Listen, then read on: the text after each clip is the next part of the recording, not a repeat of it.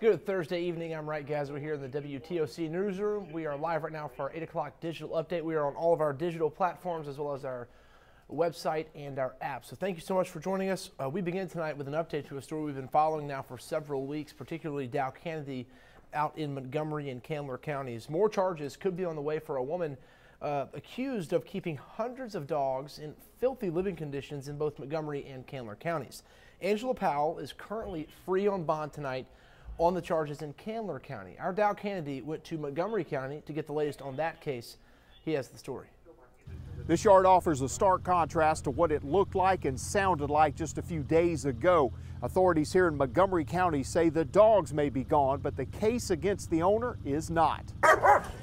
An animal rescue group, Guardians of Rescue, worked with the local sheriff's office to take nearly 100 dogs from this home. Investigators convinced the owner to surrender them so they could be helped. Sheriff Doug Mabin says he and prosecutors expect reports from the rescue group's vets that will lead to charges against the owner. This animal's in this shape, this animal's in this shape, this animal's in this shape.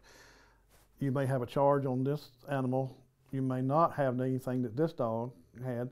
The next one may have 2 or 3 charges that's valid. The owner, Angela Powell, already faces charges in Candler County after she took more than 100 other dogs there to another site. Here in Montgomery, Sheriff Mabin worries what a decade of animal waste from so many dogs has done to the property and a nearby creek. That's why he called in teams from the EPD and EPA. Sampling the water, sampling the soil, whatever they have to do to determine if there's a hazard. He says the kennel might be closed, but the case is not. As I showed you the other day, some of the folks most impacted by this, some of her relatives that own this shop right next door. I asked them if they had any sort of comment about the case that's going on. They said they'd rather just see how this plays out here in Montgomery County and Candler. In Montgomery County, Dow Kennedy, WTOC News. Dow will stay on top of that story, and he'll have the very latest for you just as soon as we hear more out of Montgomery County. Another story that we've been following in that area, this one in Candler County, a month after human remains were found at a landfill, a 70-year-old man has been arrested. GBI agents say Perry Hodges was taken into custody. He's charged with charges of throwing away or abandoning dead bodies. GBI agents found the remains on December 28th at a local scrapyard. They came from a property of Hodges' funeral home in Metter.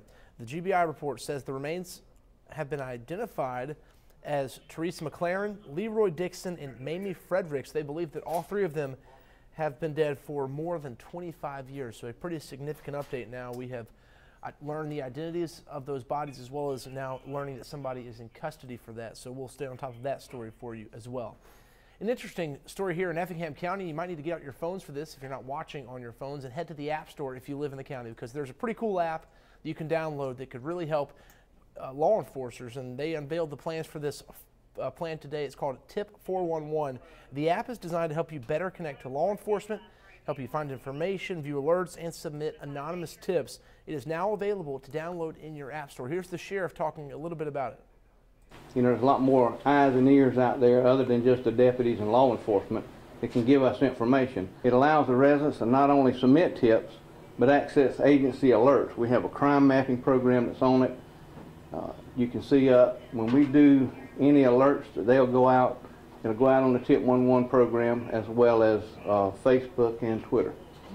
Or website, kind of takes seeing something and saying something to the next level. So now you don't even have to call the sheriff's office. You can just pull out your phone and use that app. Interesting note here, the school district in Effingham County has also implemented a Tip 411 app as well. So you can download the apps in your app stores for the sheriff's office and the school district, and then you can submit all that information through the app. You can also view a lot of valuable information as well.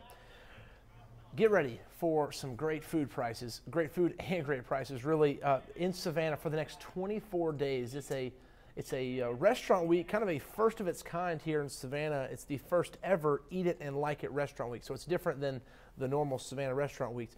Tons of local restaurants are taking part in this, and they're offering fixed price meals. It includes dinner and lunches. It's a great way for customers to try new restaurants. It's also a way for businesses to get new customers.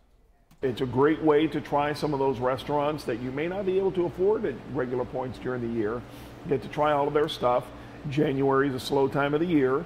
they get a few more people in seats and everybody gets to try it. And who knows, if you come to a Husk or you go to some of our other participating restaurants and you love your experience because you were able to afford it, well, then maybe down the road when someone asks you, hey, where do you want to go, you might come back.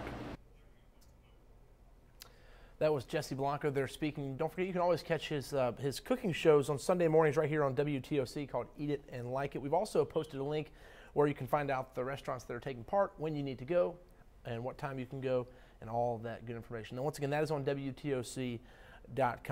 Thank you so much for joining us for this 8 o'clock update. We'll have another news update at 10 o'clock, followed by the news at 11. And Jamie Ertel will also have a weather update for you at 9 o'clock. Until then, have a great night.